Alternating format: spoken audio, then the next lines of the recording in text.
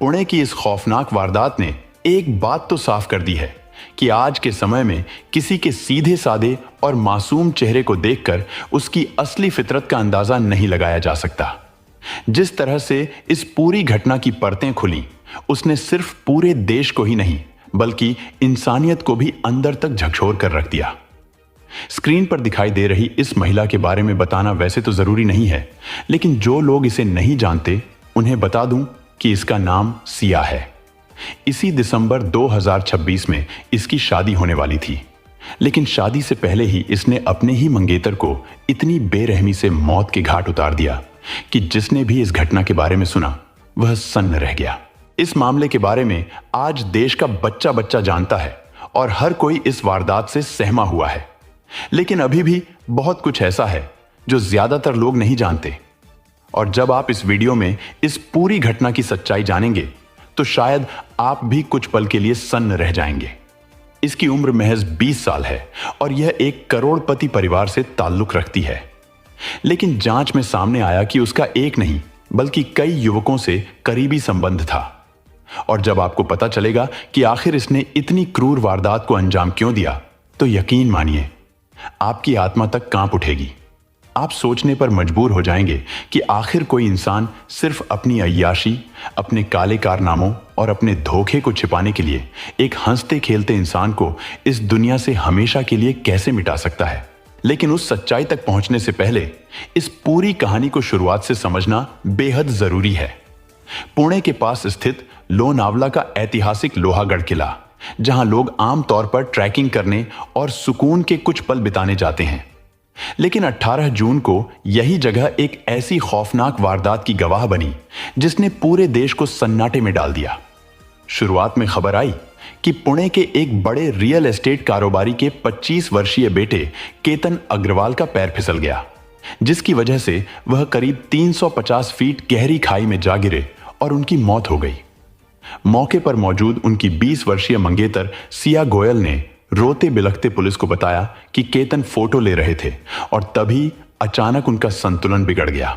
हर किसी को यही लगा कि यह एक बेहद दुखद हादसा था, लेकिन जब पुणे ग्रामीण पुलिस ने इस मामले की गहराई से जांच शुरू की और एक एक कड़ी को जोड़ना शुरू किया, तो जो कड़वा सच सामने आया उसने इंसानियत के भरोसे की धज्जियां उड़ा दी। यह कोई इत्तेफाक या हादसा नहीं था, बल्कि यह एक ऐसा कोल्ड ब्लडेड मर्डर था जिसकी पूरी स्क्रिप्ट खुद उसकी मंगेतर सिया ने लिखी थी। दरअसल पुणे में 2 परिवार रहते थे जिनके बीच करीब 35 साल पुरानी गहरी दोस्ती थी। एक था गोयल परिवार, जबकि दूसरा था अग्रवाल परिवार। सिया गोयल परिवार की बेटी थी, जबकि केतन अग्रवाल परिवार का इकलौता बेटा था। दोनों परिवार शहर के प्रतिष्ठित कारोबारी घरानों में गिने जाते थे। केतन के पिता रियल एस्टेट के बड़े कारोबार से जुड़े हुए थे, वहीं सिया का परिवार भी रियल एस्टेट के साथ साथ ड्राई फ्रूट और मसालों के व्यवसाय में सक्रिय था। एक ही शहर में रहने और वर्षों पुराने पारिवारिक संबंधों की वजह से दोनों परिवारों के बीच गहरा अपनापन था। सुख दुख हो, शादी ब्याह, त्योहार या कोई भी पारिवारिक समारोह, दोनों परिवार हमेशा एक दूसरे के साथ खड़े नजर आते थे। समय के साथ उनका यह रिश्ता और भी मजबूत होता चला गया। इसी दौरान कॉलेज की पढ़ाई पूरी करने के बाद केतन को उच्च शिक्षा के लिए अमेरिका भेजा गया। वहां उन्होंने बिजनेस मैनेजमेंट की पढ़ाई पूरी की और उसके बाद वापस पुणे लौट आए। वापसी के बाद उनके पिता ने उन्हें धीरे धीरे पारिवारिक कारोबार की जिम्मेदारियों से परिचित कराना शुरू किया। समय के साथ केतन भी रियल एस्टेट बिजनेस में सक्रिय भूमिका निभाने लगे और परिवार के व्यवसाय को आगे बढ़ाने में अपना योगदान देने लगे। इधर सिया अपनी कॉलेज की पढ़ाई पूरी कर रही थी और उसकी जिंदगी भी सामान्य तरीके से आगे बढ़ रही थी। अब बात है साल 2025 की। दिवाली का समय था। रिपोर्ट्स के मुताबिक दिवाली के दौरान आयोजित एक पार्टी में सिया अपने कई दोस्तों के साथ शामिल हुई थी। वहीं उसकी मुलाकात चेतन चौधरी से हुई, जो उसी इलाके में रहता था जहां सिया का परिवार रहता था। बताया जाता है कि चेतन की एक पेस्ट्री शॉप थी जहां सिया का अक्सर आना जाना होता था। इसी दौरान दोनों के बीच बातचीत शुरू हुई और धीरे धीरे उनकी अच्छी दोस्ती हो गई। चेतन की उम्र करीब 22 साल बताई जाती है, जबकि सिया ने 19 जून को अपना 20वां जन्मदिन मनाया था। लेकिन चेतन की एंट्री से पहले सिया की जिंदगी में कोई और भी था। रिपोर्ट्स के मुताबिक कॉलेज के दिनों में सिया का एक अन्य युवक के साथ रिलेशनशिप था। दोनों एक दूसरे को पसंद करते थे, लेकिन साल 2025 की शुरुआत में किसी वजह से उनका रिश्ता टूट गया और दोनों का ब्रेकअप हो गया। ब्रेकअप के बाद सिया और चेतन एक दूसरे के और करीब आने लगे। मुलाकातें बढ़ी, बातचीत बढ़ी और समय के साथ दोनों की यही दोस्ती प्यार में बदल गई। चेतन को सिया के पुराने रिश्ते और उसके ब्रेकअप के बारे में पूरी जानकारी थी। उस समय तक सब कुछ बिल्कुल सामान्य नजर आ रहा था। किसी को भी इस बात का अंदाजा नहीं था कि आगे चलकर यही रिश्ता एक ऐसे मोड़ पर पहुंच जाएगा जो कई जिंदगियां हमेशा के लिए बर्बाद कर देगा। इधर केतन की उम्र 26 साल हो चुकी थी। अब उनका परिवार उनके लिए एक अच्छी लड़की की तलाश कर रहा था। तभी एक दिन सिया की बुआ, जिनका दोनों परिवारों के घर वर्षों से आना जाना था, उन्होंने केतन के परिवार से कहा, जब घर में ही इतनी अच्छी लड़की है तो बाहर रिश्ता क्यों ढूंढ रहे हैं? उनका इशारा सीधे सिया की तरफ था। क्योंकि अग्रवाल परिवार सिया को बचपन से जानता था और दोनों परिवारों के बीच करीब 35 साल पुरानी गहरी दोस्ती थी, इसलिए एक दूसरे के घर आना जाना, पारिवारिक कार्यक्रमों में शामिल होना और सुख दुख में साथ खड़े रहना वर्षों से उनकी जिंदगी का हिस्सा था। केतन भी सिया से पहले कई बार मिल चुके थे और परिवार के बाकी सदस्य भी उसे अच्छी तरह जानते और पहचानते थे। यही वजह थी कि जब सिया का नाम इस रिश्ते के लिए सामने आया तो केतन के परिवार ने इस प्रस्ताव पर ज्यादा देर तक विचार नहीं किया। उन्हें लगा कि इससे बेहतर रिश्ता शायद ही मिल सकता है। परिवार का मानना था कि सिया संस्कारी है, पढ़ी लिखी है और एक अच्छे परिवार से ताल्लुक रखती है। हालांकि केतन के पिता ने एक बात जरूर उठाई। उन्होंने कहा कि सिया की उम्र अभी काफी कम है, वह अभी 20 साल की भी नहीं हुई है, ऐसे में शादी की इतनी जल्दी क्यों की जाए? लेकिन दूसरी तरफ से जवाब मिला कि वे इस रिश्ते को आगे बढ़ाना चाहते हैं और ज्यादा इंतजार नहीं करना चाहते। आखिरकार दोनों परिवारों की सहमति के बाद इस रिश्ते को मंजूरी मिल गई। सबसे पहले रोका की रस्म हुई और फिर 11 फरवरी 2026 को केतन और सिया की सगाई संपन्न हो गई। दोनों परिवारों में खुशियों का माहौल था। करीब 35 साल पुरानी दोस्ती अब रिश्तेदारी में बदलने जा रही थी। इसके बाद पंडित जी ने शुभ मुहूर्त निकाला और दोनों की शादी की तारीख 25 नवंबर 2026 तय कर दी गई। यानी शादी में अब सिर्फ 5 महीने का समय बचा था। लेकिन किसी को भी इस बात का जरा सा अंदाजा नहीं था कि जिन तैयारियों को लेकर दोनों परिवार इतने खुश थे, वही कहानी कुछ महीनों बाद एक ऐसे मोड़ पर पहुंच जाएगी जिसकी कल्पना शायद किसी ने भी नहीं की थी। यहीं पर सिया की मानसिकता को समझना बेहद जरूरी है। दरअसल जब उसकी बुआ ने इस रिश्ते की बात आगे बढ़ाई और मामला छेका तक पहुंचा, तब सिया ने इसका कोई विरोध नहीं किया, क्योंकि उसे लगता था कि उसकी उम्र अभी कम है और फिलहाल तो सिर्फ छेका ही हो रहा है। शादी तो शायद 4, 5 या 6 साल बाद होगी।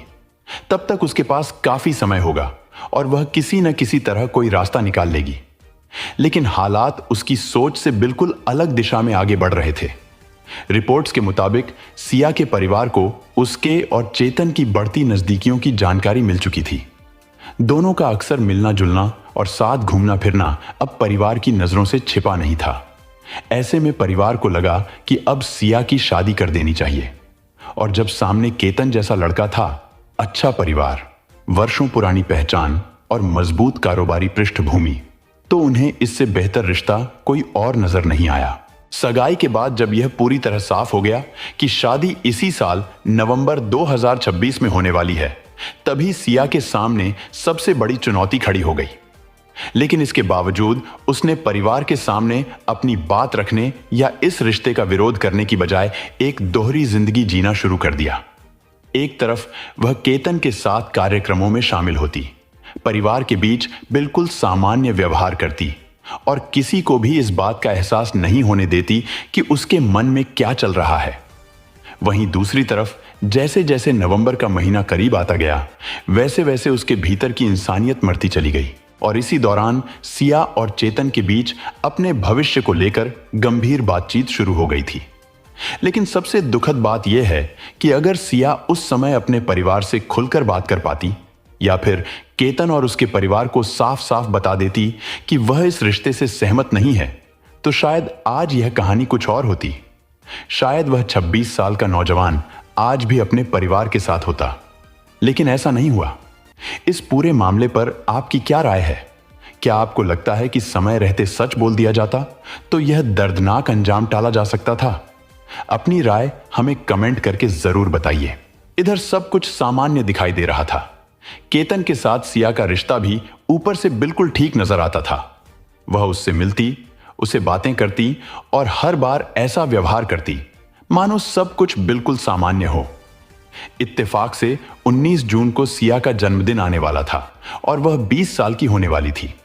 सगाई के बाद यह उसका पहला जन्मदिन था, इसलिए उसके होने वाले ससुराल वाले भी इसे धूमधाम से मनाना चाहते थे।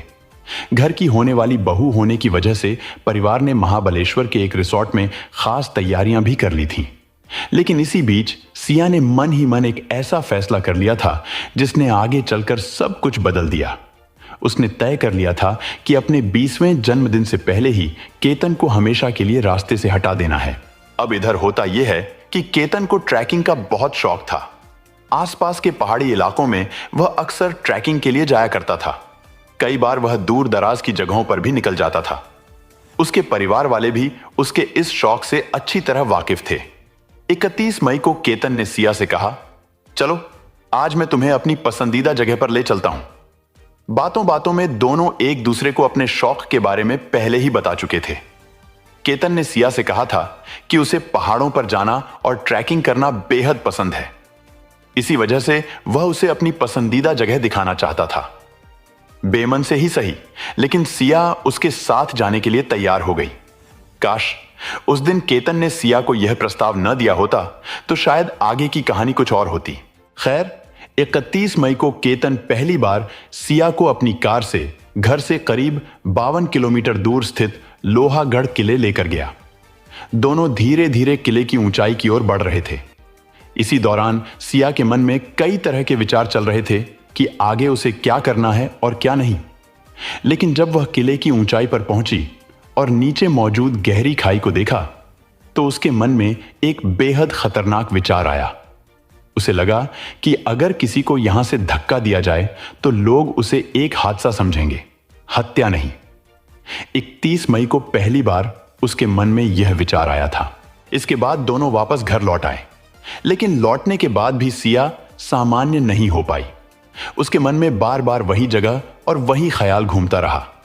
करीब 5 दिन बाद यानी 5 जून को सिया ने खुद केतन से कहा, एक बार फिर लोहागढ़ किला चलते हैं। लेकिन उस दिन किसी वजह से केतन ने जाने से मना कर दिया। दरअसल 6 जून को दोनों को प्री वेडिंग शूट के लिए बाली जाना था, जिसमें केतन की बहन भी उनके साथ जाने वाली थी। यात्रा की तैयारियां चल रही थीं और पैकिंग का काम भी बाकी था। इसी दौरान सिया ने केतन से कहा, कोई बात नहीं, हम 2-4 घंटे में वापस आ जाएंगे। लेकिन जब केतन ने इस बारे में अपने परिवार से बात की तो उन्होंने साफ मना कर दिया। परिवार का कहना था, कल तुम्हें बाली के लिए निकलना है, अभी ट्रैकिंग पर जाओगे तो थक जाओगे, ऊपर से चढ़ाई भी है, इसलिए अभी जाने की कोई जरूरत नहीं है। और इसी के साथ उस दिन उनका लोहागढ़ किला जाने का प्लान टल गया। इससे सिया काफी निराश हो गई। उसे लगा कि जिस मौके का वह इंतजार कर रही थी वह उसके हाथ से निकल गया है। रिपोर्ट्स के मुताबिक वह बाली भी नहीं जाना चाहती थी। इसके बाद 6 जून को एयरपोर्ट जाते समय केतन का पासपोर्ट सिया ने जानबूझकर गायब कर दिया, जिसकी वजह से उनका बाली का ट्रिप रद्द हो गया और सभी लोग वापस घर लौट आए। अब सिया फिर सामान्य नजर आने लगी। बाली का प्लान रद्द होने के बाद उसे लगा कि अब दोबारा लोहागढ़ किला जाने का मौका मिल सकता है। घर लौटने के बाद वह 1-2 दिन तक शांत रही, लेकिन फिर उसने दोबारा केतन से लोहागढ़ किला चलने की जिद शुरू कर दी। कई बार कहने के बाद आखिरकार 14 जून को केतन तैयार हो गया। उसने कहा, ठीक है, चलते हैं। इसके बाद 14 जून को केतन सिया को लेकर एक बार फिर लोहागढ़ किले पहुंचा। आमतौर पर वहां आने वाले लोग एक मशहूर सेल्फी पॉइंट तक ही जाते हैं। ज्यादातर पर्यटक वहीं तक पहुंचकर तस्वीरें खिंचवाते हैं। इसलिए उस जगह पर हमेशा अच्छी खासी भीड़ रहती है। उस दिन केतन और सिया भी उसी सेल्फी पॉइंट तक पहुंचे। वहां काफी लोग मौजूद थे और लगभग हर कोई फोटो खिंचवाने या वीडियो बनाने में व्यस्त था। लेकिन तभी सिया की नजर सेल्फी पॉइंट से कुछ पहले मौजूद एक गहरी खाई पर पड़ी। वहां बिल्कुल सन्नाटा था और आसपास कोई भी मौजूद नहीं था। उसके बयान के मुताबिक उसे लगा कि यह जगह उसके लिए अनुकूल हो सकती है। अब बातों बातों में सिया ने केतन को उस खाई के बिल्कुल किनारे तक ले जाकर खड़ा कर दिया और फिर अचानक उसे धक्का दे दिया। लेकिन उस दिन किस्मत केतन के साथ थी। केतन के ठीक पीछे एक पेड़ था। धक्का लगने के बाद वह लड़खड़ाता हुआ उसी पेड़ से टकरा गया और वही पेड़ उसके लिए ढाल बन गया। इसी वजह से वह गहरी खाई में गिरने से बाल बाल बच गया।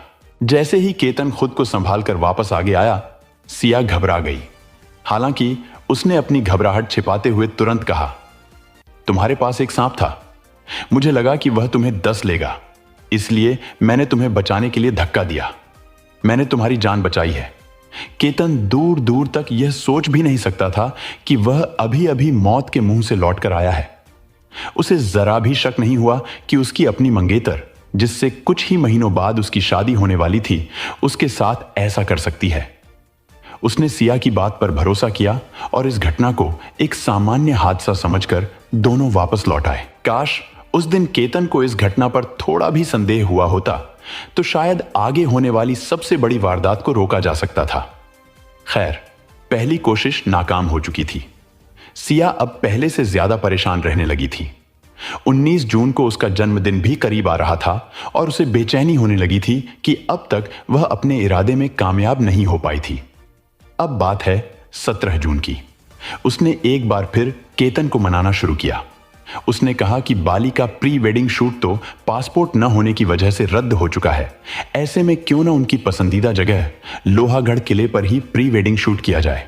वहां की प्राकृतिक खूबसूरती भी बेहद शानदार है। यह सुनकर केतन खुश हो गया।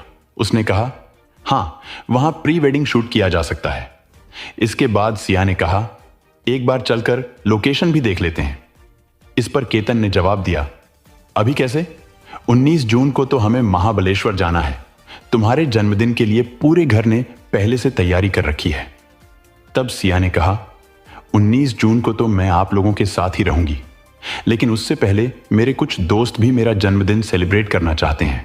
इसलिए 18 जून को चलकर लोकेशन देख आते हैं। 2-4 घंटे में वापस आ जाएंगे और मेरे दोस्त भी खुश हो जाएंगे। इसके बाद केतन ने इस बारे में अपने माता पिता से बात की, लेकिन उन्होंने एक बार फिर साफ मना कर दिया। उन्हें लगा कि अभी वहां जाने की कोई खास जरूरत नहीं है। तब सिया ने आखिरी कोशिश की। 17 जून की रात उसने केतन की मां को वीडियो कॉल किया और कहा, आंटी, मेरे कुछ दोस्त यहां मेरा जन्मदिन मनाना चाहते हैं। असली बर्थडे तो मैं आप लोगों के साथ महाबलेश्वर में ही मनाऊंगी, लेकिन उससे पहले मैं केतन के साथ उसकी पसंदीदा जगह लोहागढ़ किले पर जाना चाहती हूं और दोस्तों के साथ थोड़ा समय बिताना चाहती हूं। प्लीज आप इजाजत दे दीजिए। मां को लगा कि उनकी होने वाली बहू अपने दोस्तों के साथ जन्मदिन मनाना चाहती है और अपने होने वाले पति को भी साथ ले जाना चाहती है। काफी सोच विचार के बाद उन्होंने भारी मन से इसकी इजाजत दे दी। उन्हें बिल्कुल भी अंदाजा नहीं था कि जिस अनुमति को वे एक सामान्य पारिवारिक फैसला समझकर दे रही हैं, वही आगे चलकर उनके पूरे परिवार की सबसे बड़ी त्रासदी की वजह बनने वाली है।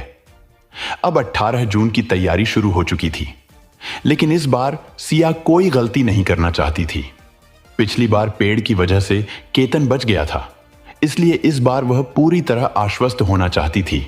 उसी रात उसने चेतन को फोन किया और कहा, कल सुबह हम लोहागढ़ जाएंगे और इस बार तुम भी साथ चलोगे। शायद मुझसे अकेले ना हो पाए, हम दोनों मिलकर उसे धक्का देंगे। चेतन इसके लिए तैयार हो गया, लेकिन वह पढ़ा लिखा था और उसे इस बात का अंदाजा था कि अगर बाद में पुलिस को किसी तरह का शक हुआ तो mobile location, tower detail, call record और सीसीटीवी फुटेज जैसी चीजें जांच का अहम हिस्सा बन सकती हैं। इसी वजह से अपनी पहचान छिपाने के लिए उसने हुड्डी पहनने का फैसला किया। उसने अपना मोबाइल अपनी ही दुकान पर छोड़ दिया और अपने एक कर्मचारी का फोन अपने साथ ले लिया ताकि उसकी वास्तविक लोकेशन ट्रेस ना हो सके। साथ ही उसने अपने फोन का इंटरनेट भी बंद कर दिया। इसके बाद उसने सिया से कहा, मैं पहुंच जाऊंगा। अब 18 जून की सुबह होती है। सिया अपनी कार लेकर घर से निकलती है और सीधे केतन के घर पहुंचती है। केतन पहले से तैयार था। सुबह करीब 8 बजे दोनों सिया की कार में बैठते हैं और वहां से लोहागढ़ किले के लिए रवाना हो जाते हैं। करीब 52 किलोमीटर दूर स्थित उस किले की ओर उनकी गाड़ी लगातार बढ़ने लगती है। इधर चेतन भी अपनी जुपिटर स्कूटी से घर से निकल पड़ता है। सुबह करीब 9 बजे के आसपास तीनों अलग अलग रास्तों से लोहागढ़ किले के पास पहुंच जाते हैं। चूंकि यह किला पहाड़ी इलाके में स्थित है, इसलिए वाहन सीधे ऊपर तक नहीं जा सकते। किले से करीब 1.5 किलोमीटर पहले एक पार्किंग बनी हुई है। सिया और केतन अपनी कार वहीं पार्क करते हैं। इसके बाद दोनों पैदल किले की ओर बढ़ने लगते हैं। इसके बाद दोनों पैदल चलना शुरू करते हैं। पार्किंग से एंट्री पॉइंट तक पहुंचने में करीब 10 से 15 मिनट का समय लगता है। सुबह करीब 9:15 से 9:30 बजे के बीच दोनों किले के प्रवेश द्वार पर पहुंच जाते हैं। यही लोहागढ़ किले का मुख्य एंट्री पॉइंट है। यहां एक बोर्ड लगा हुआ है जिस पर लिखा है कि किला सुबह 9 बजे से शाम 7 बजे तक पर्यटकों के लिए खुला रहता है। एंट्री गेट के पास एक टिकट बूथ है जहां सुरक्षा गार्ड और किले का स्टाफ मौजूद रहता है। लोहागढ़ किला महाराष्ट्र सरकार के अधीन है और यहां आने वाले प्रत्येक पर्यटक के लिए 25 रुपए की प्रवेश शुल्क निर्धारित है। सिया और केतन टिकट बूथ पर पहुंचते हैं। सिया स्कैनर के जरिए पेटीएम से कुल 50 रुपए का भुगतान करती है। 25 रुपए अपने लिए और 25 रुपए केतन के लिए। इसके बाद दोनों सीढ़ियों के रास्ते किले की ओर ऊपर चढ़ना शुरू कर देते हैं। आमतौर पर एंट्री पॉइंट से ऊपर तक पहुंचने में सामान्य रफ्तार से करीब 40 मिनट लगते हैं, जबकि तेज चलने वाला व्यक्ति 30 मिनट के आसपास भी पहुंच सकता है। केतन अगर अकेला होता तो शायद जल्दी पहुंच जाता, लेकिन उसके साथ सिया थी, इसलिए वह आराम आराम से उसके साथ चलता रहा। इधर उनके कुछ मिनट बाद चेतन भी वहां पहुंचता है। उसने हुडी पहन रखी थी, उसका चेहरा ढका हुआ था और कानों में हेडफोन लगे हुए थे। बिना टिकट के अंदर प्रवेश करना संभव नहीं था, लेकिन चेतन के पास नकद पैसे नहीं थे और जो फोन वह अपने कर्मचारी का लेकर आया था उसमें ऑनलाइन भुगतान की सुविधा भी नहीं थी। जब सुरक्षा गार्ड ने उससे टिकट के पैसे मांगे तो उसने कहा, मैं यहां एक्सरसाइज करने आया हूं, वापसी में पैसे दे दूंगा। मेरे कुछ साथी ऊपर हैं, उनके साथ लौटते समय भुगतान कर दूंगा। सुरक्षा गार्ड ने उसे रोकने की कोशिश की, लेकिन वह बिना टिकट अंदर चला गया। बाद की जांच में यही सामने आया कि एंट्री गेट पर लगे सीसीटीवी कैमरे में उसकी मौजूदगी रिकॉर्ड हुई थी और यही वह एकमात्र कैमरा था जिसमें वह दिखाई दिया। और यही एक बात सोचने पर मजबूर करती है, अगर उस समय सुरक्षा गार्ड उसे बिना टिकट अंदर जाने से रोक देता तो शायद उस दिन की पूरी कहानी कुछ और होती। खैर, अब तक चेतन भी ऊपर पहुंच चुका था। सिया, केतन और चेतन के बीच करीब 20 कदम की दूरी बनी हुई थी। चेतन लगातार उनके पीछे पीछे चल रहा था ताकि किसी को उस पर शक न हो। इधर सिया और केतन धीरे धीरे आगे बढ़ रहे थे।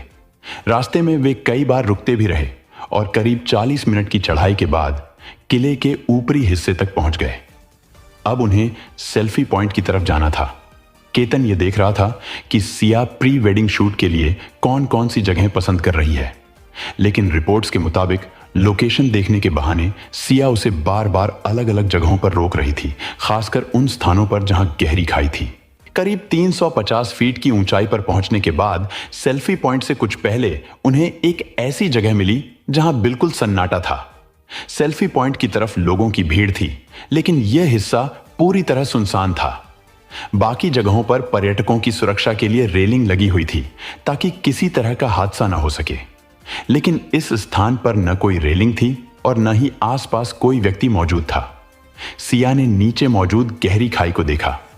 उसने यह भी देखा कि आसपास कोई नहीं है और सबसे महत्वपूर्ण बात, इस बार वहां कोई पेड़ भी नहीं था जो पिछली बार की तरह केतन के लिए सहारा बन सके। इसी जगह को उसने अपने इरादे को अंजाम देने के लिए सबसे उपयुक्त माना। उसने पीछे चल रहे चेतन की तरफ इशारा किया। चेतन पहले से ही कुछ दूरी बनाकर उनके पीछे चल रहा था और उसी संकेत का इंतजार कर रहा था। इशारा मिलते ही चेतन ने अपने कदम तेज कर दिए और तेजी से उनकी ओर बढ़ने लगा। अचानक वह वहां पहुंच गया। सामने केतन खड़ा था। उसे कुछ भी समझ नहीं आ रहा था और आखिर आता भी कैसे। उसकी मंगेतर उसके साथ थी। दोनों प्री वेडिंग शूट की लोकेशन देखने के बहाने वहां पहुंचे थे। शादी में अभी सिर्फ 5 महीने बाकी थे। केतन पूरी तरह बेफिक्र था। शायद उसे लगा होगा कि यह कोई पर्यटक या परिचित होगा, लेकिन इससे पहले कि केतन कुछ समझ पाता, सिया और चेतन ने उसे जोरदार धक्का दे दिया। इस बार इस बात का पूरा ध्यान रखा गया कि वह पिछली बार की तरह संभल न सके। दोनों के धक्के से अगले ही पल केतन करीब 350 फीट गहरी खाई में जा गिरा। जब वह नीचे गिर गया तो दोनों ने खाई में झांक कर देखा। उन्हें लगा कि केतन काफी नीचे जा चुका है। इसके बाद चेतन तेजी से वापस लौटने लगा। वह वहां एक पल भी नहीं रुकना चाहता था, क्योंकि उसे डर था कि अगर किसी ने उसे सिया के साथ देख लिया तो उस पर शक हो सकता है। इसलिए वह तुरंत वहां से निकल गया।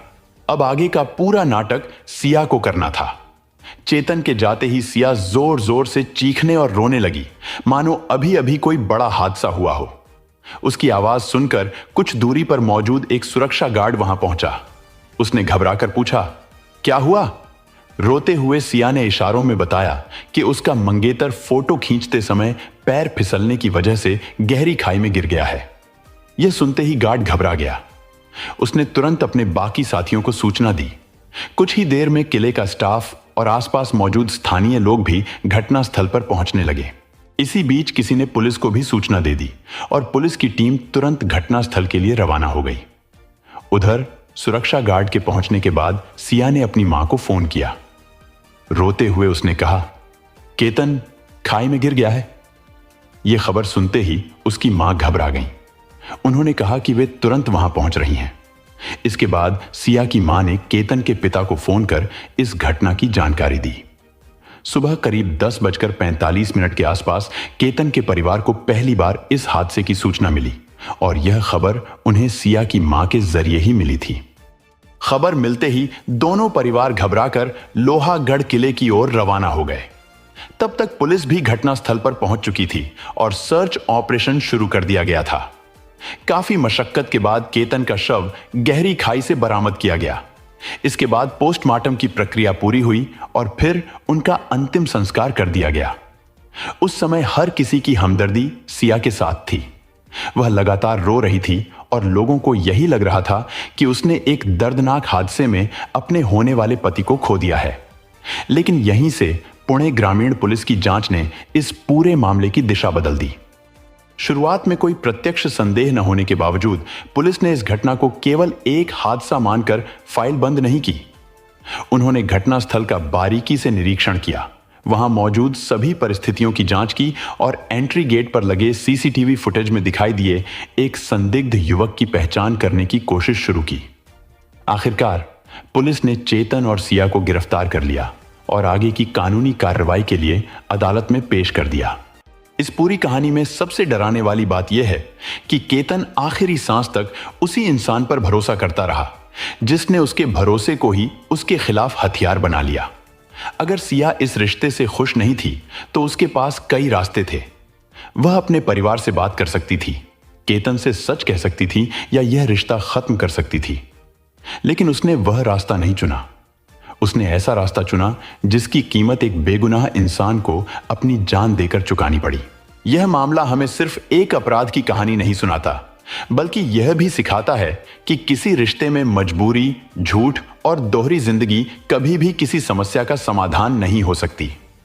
सच बोलना कठिन हो सकता है, लेकिन झूठ और धोखे का रास्ता अक्सर ऐसी त्रासदियों पर जाकर खत्म होता है जहां से कोई वापसी नहीं होती। आप इस पूरे मामले के बारे में क्या सोचते हैं? अपनी राय कमेंट में जरूर बताइए और अपनों का अच्छे से ख्याल रखिए। मिलते हैं अगली कहानी में। जय हिंद।